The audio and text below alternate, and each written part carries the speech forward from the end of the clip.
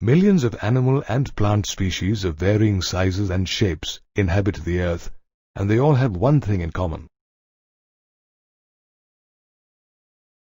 They are all made up of cells, the fundamental unit of life in living organisms. Scientists didn't know about the existence of cells until the invention of the microscope. Anton van Leeuwenhoek, an amateur Dutch scientist, is credited as the first person to see and describe living cells. Later, Robert Brown expanded on Leeuwenhoek's studies and pointed to the presence of a cell nucleus.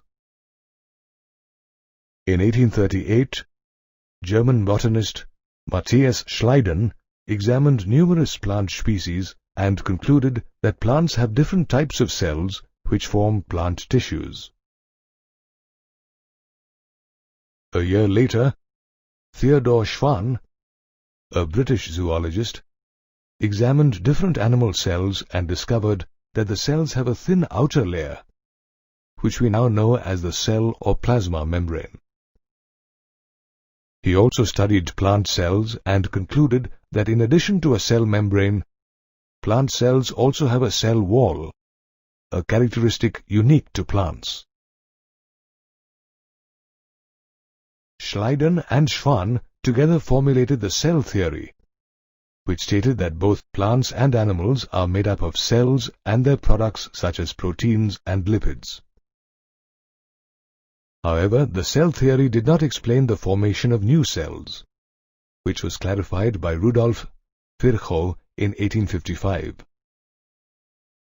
He coined the Latin phrase omnis cellula e cellula, which meant that new cells arise from pre-existing cells, and accordingly modified the cell theory,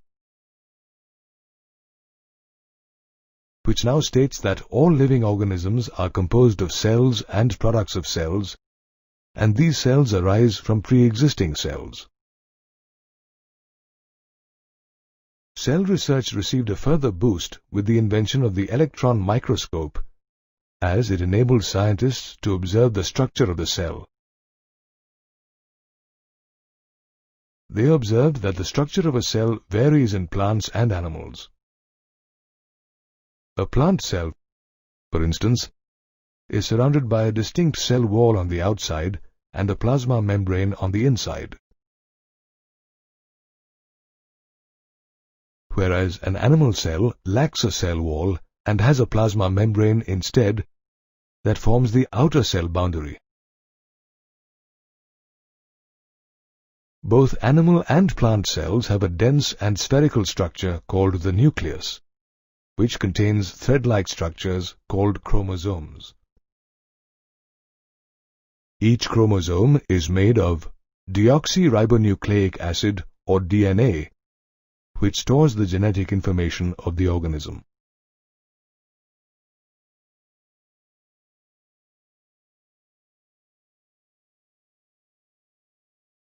If the nucleus is membrane-bound, then the cell is called an eukaryotic cell.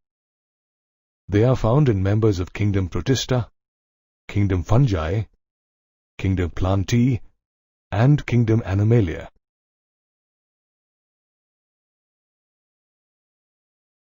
On the other hand, cells without a membrane-bound nucleus are called prokaryotic cells, and members of kingdom Monera possess such cells. Both eukaryotic and prokaryotic cells are filled with cytoplasm, a semi-fluid matrix present inner to the cell membrane. However, in an eukaryotic cell, the cytoplasm does not include the nucleoplasm, the nucleus matrix filled with the contents of the nucleus. Cytoplasm is a hub of activities and chemical reactions, such as protein synthesis, that help the cell remain alive. Suspended inside the cytoplasm are distinct structures called organelles. In eukaryotic cells, we find membrane-bound organelles such as the endoplasmic reticulum, the Golgi complex, lysosomes, mitochondria, microbodies and vacuoles, as well as non-membrane-bound organelles such as ribosomes. Interestingly, ribosomes are also found in chloroplasts of plant cells as well as the mitochondria and rough endoplasmic reticulum of both plants and animals. Moreover, animal cells possess another non-membrane-bound organelle called the centriole, which aids in cell division.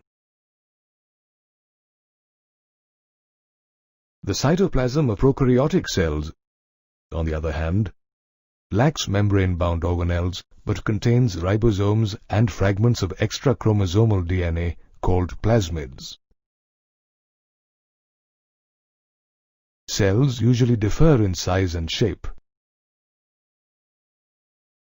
For instance, mycoplasma measure only 0.3 microns in length, whereas human red blood cells are about 7 microns in diameter and nerve cells measure around 4 to 100 microns. Amazingly, the ostrich egg is the largest isolated single cell, and it measures 17 to 19 centimeters in length and 14 to 15 centimeters in width. Moreover, the shapes of cells range from disc-like to thread-like and from polygonal to columnar and cuboid. Today, though we have gained a lot of information about cells, scientists are still engaged in unlocking the secrets of the cell and its organelles. Millions of microorganisms are present in every nook and corner of our surroundings. Of these, certain microorganisms, such as bacteria, have a nucleoid but no membrane-bound organelles in their cytoplasm. Such organisms are called prokaryotes. Prokaryotes are smaller and multiply more rapidly than eukaryotes. All members of kingdom Monera, including bacteria, blue-green algae, and pleuropneumonia-like organisms or mycoplasma, are prokaryotes. And they can be rod-shaped, spherical, spiral-shaped, or comma-shaped. Microscopic studies reveal that most prokaryotes, except for a few such as mycoplasma and thermoplasma, possess a cell envelope, a complex, tightly bound, three-layered chemical structure consisting of the outermost glycocalyx, followed by the cell wall and then the plasma membrane. The layers together act as a single protective unit, though each has its distinct function. The glycocalyx, for instance, helps prokaryotes such as bacteria to resist antibiotics when they invade host cells. Did you know that the glycocalyx differs in thickness and composition among different prokaryotes? In some, it occurs as a thick and tough sheath called a capsule, while in others it may be a loose sheath called a slime layer.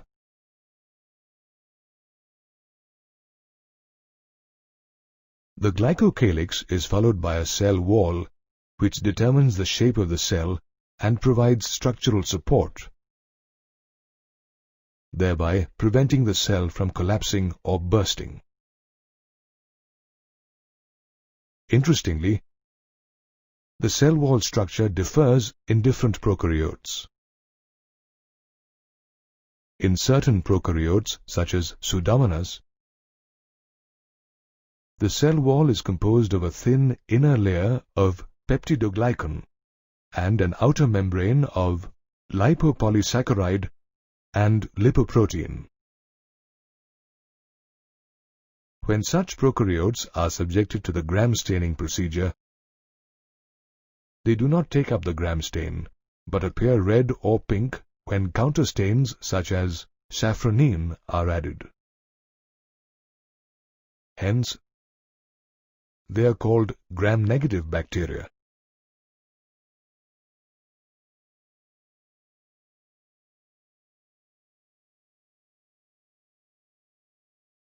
On the other hand, the cell wall of prokaryotes such as Bacillus anthracis, composed of a dense layer of peptidoglycan and teichoic acids, turns violet when subjected to the Gram staining procedure.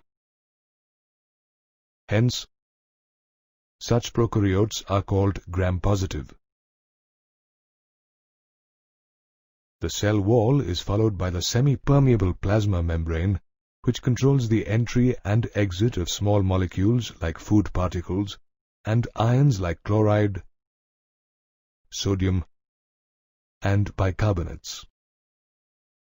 Often, the plasma membrane extends into the cell, forming the mesosome, a membranous structure seen in the form of vesicles, tubules, and lamellae. Incidentally, the presence of the mesosome is a characteristic feature of prokaryotes. Mesosomes help in cell wall formation, respiration, secretion processes, expansion of the surface area of the plasma membrane and enzymatic content, DNA replication, and distribution to daughter cells.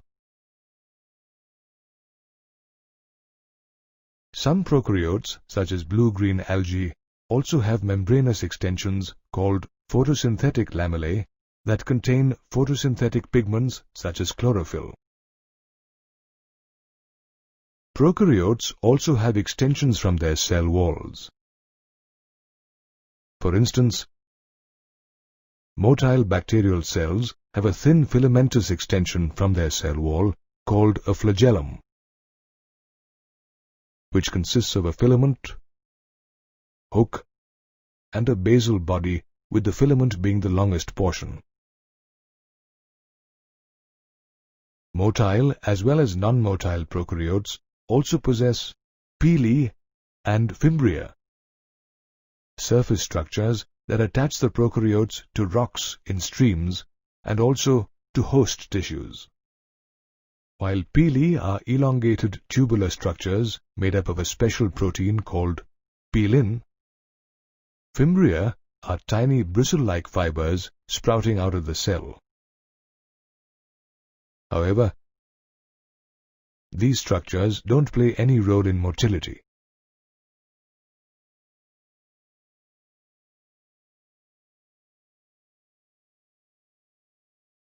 While pili and fimbria are present outside the cell envelope, the inside is filled with cytoplasm that hosts the genomic DNA, a single chromosome made up of circular DNA. Many prokaryotes also have small circular DNA called plasmids outside their genomic DNA, which confer unique enotypic characteristics such as resistance to antibiotics. The cytoplasm also contains ribosomes measuring about 15 microns by 20 microns in size, and consisting of two subunits, 50S and 30S, which together form the 70S ribosome. Here, S, or Svedberg's unit, stands for the sedimentation coefficient. It indirectly is a measure of the density and size of ribosomes. These ribosomes attach to a single messenger RNA a type of RNA that aids in protein synthesis, forming a chain called a polyribosome or polysome, and ultimately translate messenger RNA into proteins. Apart from the ribosomes, cytoplasm also contains inclusion bodies such as phosphate granules, synophycean granules, and glycogen granules, which are used for storing reserve materials. These bodies are not bounded by any membrane system and lie free in the cytoplasm. Certain prokaryotes such as blue-green, purple, and green photosynthetic bacteria also have other inclusion bodies such as gas vacuoles, which help them to float in water. Prokaryotes, thus, are primitive organisms that possess a simple cell structure. Yet, they are the only organisms to thrive in almost all habitats, including underground caves and deep oceans. Our Earth is home to diverse species of plants and animals. Yet, they all have a common structural unit: the eukaryotic cell, or a cell which possesses an organized nucleus surrounded by a nuclear envelope. This nucleus, containing chromosomes that carry the genetic code of the organism, is surrounded by cytoplasm, a semi-fluid matrix which makes up the volume of the cell. Present in the cytoplasm is the cytoskeleton, an elaborate network of filamentous, proteinaceous structures that gives the cell its characteristic shape, aids in intracellular transport, gives mechanical strength to the cell, and also helps in motility in case of motile cells. The cytoplasm also contains numerous single-membrane-bound minute vesicles called microbodies, which are filled with enzymes that aid in the synthesis of amino acids. Also embedded in the cytoplasm are several organelles or membrane-bound structures which lead to its extensive compartmentalization.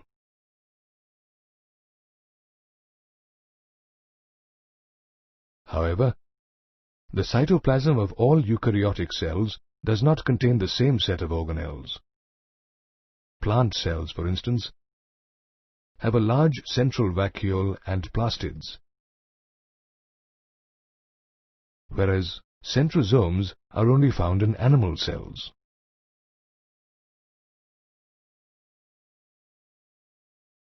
The centrosome, surrounded by amorphous pericentriolar material, is made up of two cylindrical structures called centrioles that lie perpendicular to each other. Each centriole is made up of 9 evenly spaced peripheral fibrils of tubulin protein, with each peripheral fibril being a triplet. All adjacent triplets are linked to each other, forming a cartwheel-like structure. The central part of the centriole, called the hub, is proteinaceous and is linked to the tubules of the peripheral triplets by radial spokes made of protein.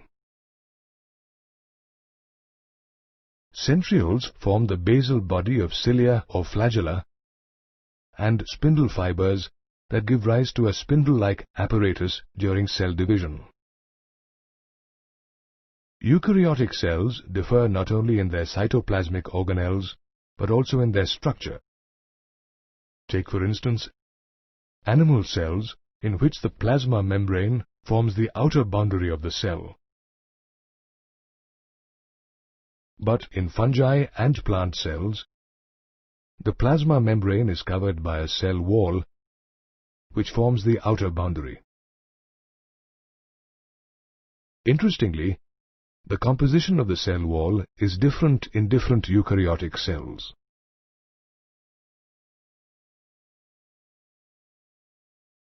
In algae, the cell wall is made up of cellulose, mannans, galactans, and calcium carbonate, whereas in fungi, it is made up of chitin and glucans. On the other hand, a plant cell wall is made up of cellulose, hemicellulose, pectins, and proteins, consists of 3 layers: the middle lamella, primary wall, and secondary wall. The middle lamella, mainly made of calcium pectate, lies between neighboring cells and glues the cells together. The primary wall is the first formed wall that develops when the cell is growing. It is thin, elastic, and extensible. However, its growth capability diminishes as the cell matures. The secondary cell wall develops after the cell has matured. It is formed on the inner side of the cell and faces the plasma membrane. Interestingly, the secondary cell wall and lamellae do not occur as continuous layers, as they are interrupted by plasmodesmata, fine strands of cytoplasm that facilitate the transportation of materials between different cells in a plant. The cell wall is an important part of the cell as it lends shape to the cell, protects it from mechanical damage and infection, prevents the entry of undesirable macromolecules such as nucleic acids, and also aids in cell-to-cell interaction. Though a cell wall may be present or absent in different types of eukaryotic cells, these cells are the basic unit of life in many organisms, including plants and animals. The cell, the basic unit of life in all organisms, has several organelles embedded in its cytoplasm. These organelles are surrounded by a thin membrane called the plasma membrane, which not only separates the extracellular environment from the cytoplasm, but also gives shape to the cell. Before the advent of the electron microscope, scientists conducted chemical studies on the cell membrane and deduced that it is composed of lipids that mainly consist of phosphoglycerides. These lipids are arranged in a bilayer with the polar hydrophilic head of both layers pointing outward towards the aqueous environment, and the nonpolar hydrophobic tail made of saturated hydrocarbons pointing inward. Such an arrangement not only protects the tail from the aqueous environment, it also prevents polar molecules such as nucleic acids, proteins, and ions from diffusing through it. Later, biochemical investigations revealed that apart from lipids, proteins and carbohydrates too are a part of the cell membrane. Moreover, the proteins are arranged in 2 forms, peripheral and intrinsic. Peripheral proteins lie on the surface of the membrane and can be easily removed by physical methods. On the other hand, intrinsic proteins are totally or partially embedded in the bilayer and can be removed only after disrupting the entire membrane. Scientists also deduced that the ratio of proteins to lipids varies greatly between different types of cells. For instance, the cell membrane of red blood cells is 52% proteins and 40% lipids.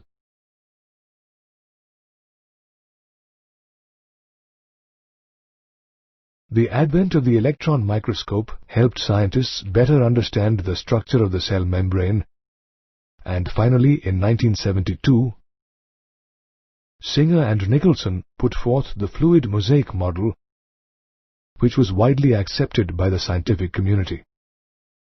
This model stated that lipids are found in the form of a fluid bilayer.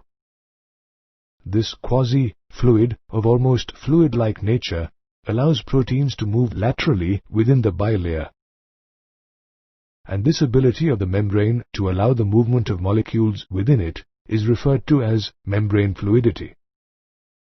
The fluid nature of the membrane also allows the cell to perform important functions such as cell growth, the formation of intercellular junctions, secretion, and cell division. All these functions require flexibility in the membrane. For instance, during cell growth and cell division, the membrane has to extend. The cell membrane also guards the entry and exit of different molecules and ions in and out of the cell.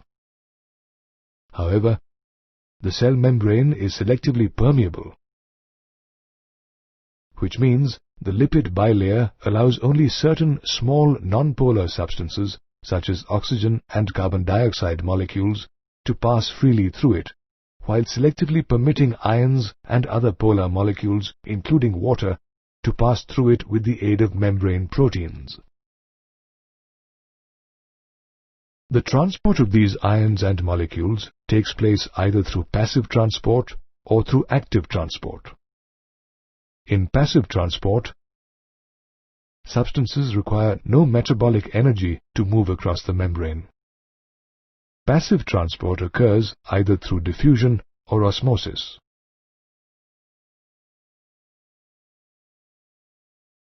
In a cell membrane, we observe simple diffusion and facilitated diffusion. In simple diffusion, oxygen and carbon dioxide molecules freely move across the membrane from higher to lower concentration, whereas larger molecules, such as glucose, are transported by facilitated diffusion, in which carrier proteins in the membrane change their shape and accelerate the diffusion process. On the other hand, osmosis refers to the movement of water molecules across the cell membrane through diffusion.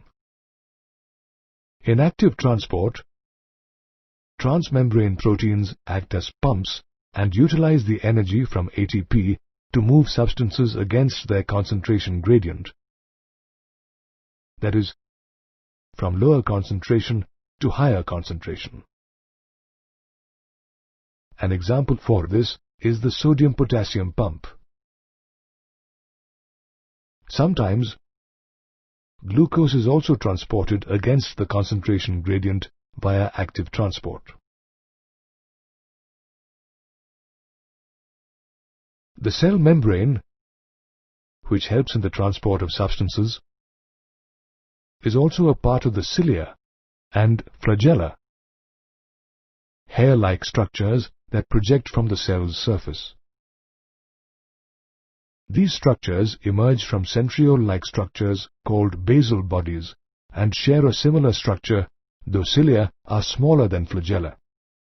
Their core, called the axoneme, is covered by the cell membrane and has numerous microtubules running parallel to its axis. Two microtubules join to form a doublet. If we observe a cross-section of the axoneme, we will see 9 pairs of radially arranged peripheral doublets and a pair of centrally located microtubules which are interconnected by a bridge. Such an arrangement of axonemal microtubules is known as the 9+2 array. The central microtubules are enclosed by a central sheath, which is connected to one of the microtubules of each peripheral doublet by a radial spoke. The peripheral doublets too are interconnected by linkers called an interdoublet bridge. The cilia and flagella help the cell propel or move the fluid surrounding the cell. Thus, it helps in motility. Thus, cilia and flagella help cells in motility, while the cell membrane gives shape to the cell, separates the intracellular components from the extracellular matrix, and also plays an important role in the transport of substances across the cell. The cytoplasm of a eukaryotic cell is embedded with several membranous organelles, of which the endoplasmic reticulum, Golgi apparatus, lysosomes, and vacuoles are referred to as an endomembrane system because their functions are coordinated.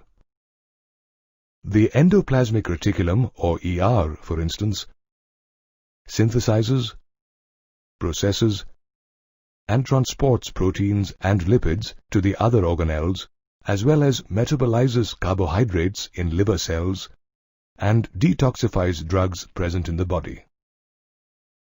Microscopic studies reveal that the endoplasmic reticulum occurs as a network or reticulum of tiny tubular structures dividing the intracellular space into two distinct compartments. The luminal compartment, which consists of the space within the folds of the endoplasmic reticulum, and the extraluminal compartment, which consists of the cytoplasm that lies outside the folds. There are two types of endoplasmic reticulum: rough endoplasmic reticulum, or RER, and smooth endoplasmic reticulum, or SER. The rough endoplasmic reticulum has ribosomes attached to its surface and is mainly found in cells actively involved in protein synthesis and secretion. They are continuous with the outer membrane of the nucleus.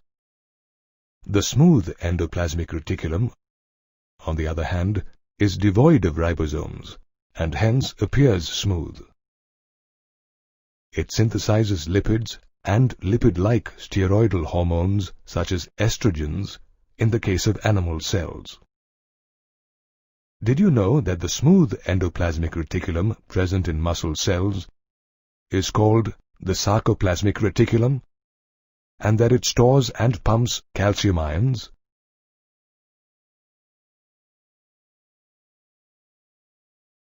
Apart from the endoplasmic reticulum, the endomembrane system also consists of the Golgi apparatus. Named after Camillo Golgi, it consists of a series of flat, disc-shaped sacs, or cisternae, stacked one above the other. Each cisterna measures 0.5 to 1 micron in diameter, and their number may vary in each Golgi apparatus. The cisternae, concentrically arranged near the nucleus, have two distinct faces: the convex-shaped cis, or the forming face that faces the nuclear envelope, and the concave-shaped trans, or the maturing face that lies opposite the nuclear envelope. Though both the cis face and the trans face are interconnected, they are different. For instance, the cis face has a thin membrane, whereas the membrane of the trans face is thick. In a cell, the Golgi apparatus acts as a packaging and forwarding center.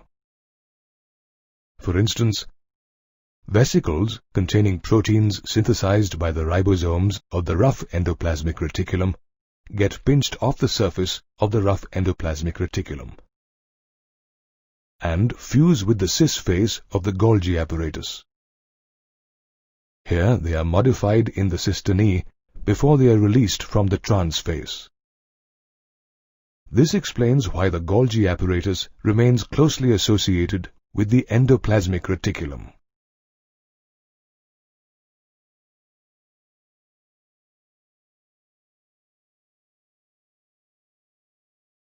In addition to being a packaging and forwarding center, the Golgi apparatus is an important site for the formation of glycoproteins and glycolipids that form a part of the plasma membrane. Lysosomes, another member of the endomembrane system, are single-membrane vesicular structures formed during the packaging process in the Golgi apparatus. They contain hydrolytic enzymes such as lipases, proteases, and carbohydrases that digest lipids, proteins, and carbohydrates, and also nucleic acids. Apart from lysosomes, the endomembrane system also comprises vacuoles, enveloped in a membrane called tonoplast. A vacuole contains water, sap, excretory products, and other materials not useful for the cell. The tonoplast of vacuoles in plant cells aids in the transportation of a number of ions and other materials against their concentration gradients into the vacuole, which is one of the reasons for the higher concentration of ions in the vacuole. In plant cells, vacuoles can make up 90% of the volume of the cell. These vacuoles also perform different functions. For instance, in amoeba, the contractile vacuole helps the organism excrete waste products and also in osmoregulation. On the other hand, in protists, food vacuoles formed by engulfing food particles provide nutrition to the organism. All the organelles of the endomembrane system work in a coordinated manner and play a vital role in biosynthesis, processing, packaging, transport, and secretion of proteins and lipids, as well as in storage and digestion of wastes. In 1953, George Pallard was observing a cell under an electron microscope when he noticed a few dense particles in the cytoplasm of the cell. Today, we know these particles as ribosomes. These granular and non-membrane bound structures, composed of ribosomal RNA and proteins, are found in both prokaryotic and eukaryotic cells. They synthesize proteins by attaching to a single messenger RNA to form a chain called a polyribosome or polysome, and ultimately translate mRNA into proteins in both eukaryotes and prokaryotes. While eukaryotic ribosomes are 80S and composed of 40S and 60S subunits, prokaryotic ribosomes are 70S and composed of two subunits, 30S and 50S. Apart from the cytoplasm, ribosomes also occur on the rough endoplasmic reticulum, in chloroplasts in plants, as well as within the mitochondria. Called the powerhouse of the cell, mitochondria are sites of aerobic respiration and produce cellular energy in the form of ATP. The number of mitochondria in a cell varies depending on the cell's metabolism. Muscle cells, for instance, need a continuous supply of energy, and hence they contain a large number of mitochondria. Microscopic studies have revealed that a typical mitochondrion, which divides by fission, is sausage-shaped or cylindrical, with a diameter of 0.2 to 1 microns and a length of 1 to 4.1 microns. It is a double membrane-bound structure consisting of an outer membrane and an inner membrane, and each membrane has its own specific enzymes associated with the mitochondrial function. The membranes divide the mitochondrial lumen into two aqueous compartments, the outer compartment and the inner compartment called the matrix, that contains a single circular DNA molecule, a few RNA molecules, 70S ribosomes, and the components required for the synthesis of proteins. While the outer membrane forms a continuous limiting boundary, the inner membrane folds towards the matrix to form infoldings called cristae. These cristae increase the surface area of the inner membrane of the mitochondria.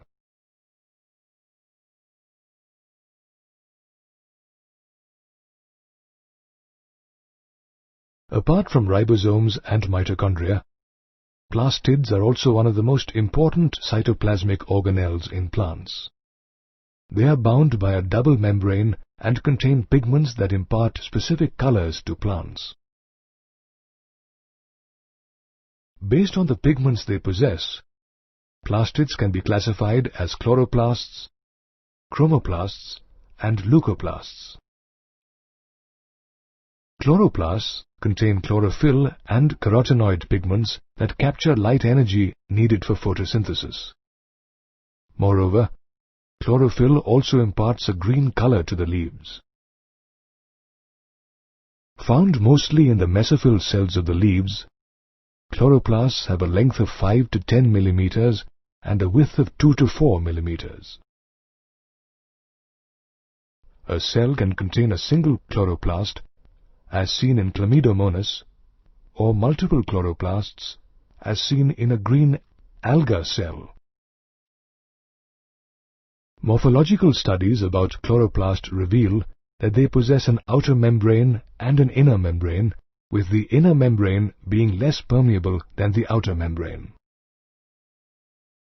Stroma, the space enclosed by the inner membrane, contains double-stranded circular DNA molecules, 70S ribosomes, and enzymes required for the synthesis of carbohydrates and proteins. Stroma also contains thylakoids, flattened membranous sacs containing chlorophyll pigment in their lumen, the space enclosed by the thylakoid membranes. Around 20 to 50 thylakoids are stacked like piles of coins, forming grana or intergranal thylakoids. The thylakoids of different grana are connected to each other by flat membranous tubules called stroma lamellae. Did you know that chloroplasts as well as mitochondria are known as semi-autonomous organelles as they possess their own DNA?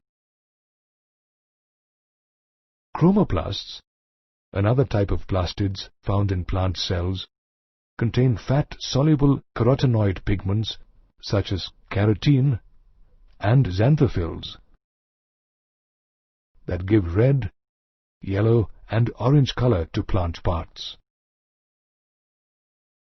The third type of plastids, leucoplasts, are colorless plastids that store nutrients such as carbohydrates and fats. Based on the type of nutrient stored, leucoplasts can be classified as amyloplasts, eleoplasts, and aleuroplasts. While amyloplasts store carbohydrates such as starch in potato, eleoplasts store oils and fats. On the other hand, aleuroplasts, which are usually found in food grains, store proteins. The various plastids found in plants not only impart color to the plants, but also store nutrients and play a role in photosynthesis. Thus we find that ribosomes, mitochondria, and plastids are important organelles taking part in vital functions of the cell, such as protein synthesis, respiration, and photosynthesis. Of the various organelles found in a cell, the nucleus occupies a place of prime importance as it is the control center that regulates metabolic activities which keep a cell alive. Most eukaryotic cells possess a single nucleus. However, we do find cells with multiple nuclei as well as cells without a nucleus.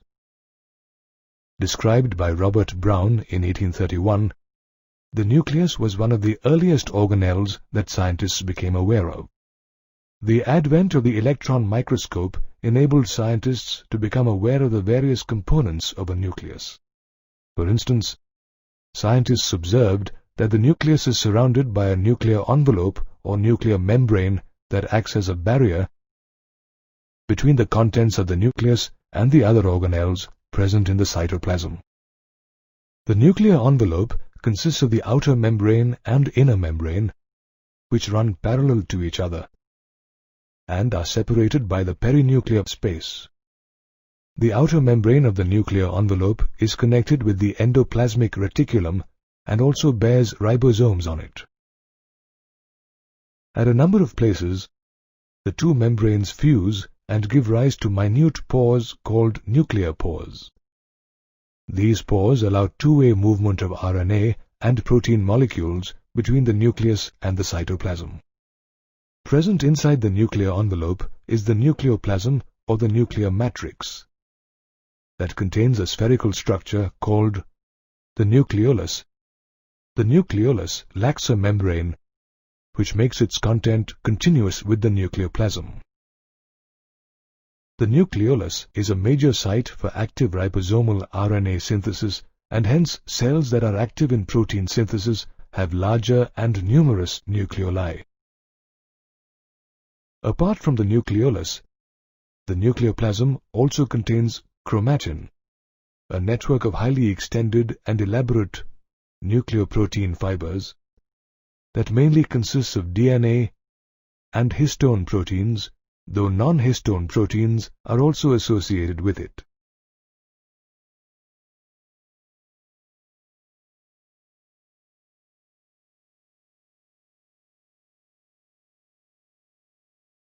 When a cell begins to divide, the chromatin condenses and coils to form rod-like structures called chromosomes. The DNA threads remain distributed in these chromosomes. Morphological studies of a chromosome have revealed that it consists of a primary constriction or centromere that has disc-shaped structures called kinetochores attached to its side. The parts present on either side of the centromere are called the arms of the chromosomes. Based on the position of the centromere, chromosomes can be classified as metacentric, submetacentric, acrocentric, and telocentric. In metacentric chromosomes, the centromere is exactly in the middle, forming two equal arms. In submetacentric chromosome, the centromere appears closer to one arm of the chromosome, creating two arms of unequal length. An acrocentric chromosome has its centromere located very close to one of its ends, resulting in one extremely short and one very long arm. In telocentric chromosomes, the centromere is located at one end of the single arm. At times, chromosomes have secondary constrictions at a fixed location, lending the appearance of a small fragment called a satellite. These areas of secondary constriction help in the formation of a nucleolus after cell division. Chromosomes are an important part of the nucleus as they contain the genetic code of an organism. Thus, we have seen that the nucleus, along with its components, is an important organelle as it not only coordinates the functioning of the cell but also plays a vital role in cell division.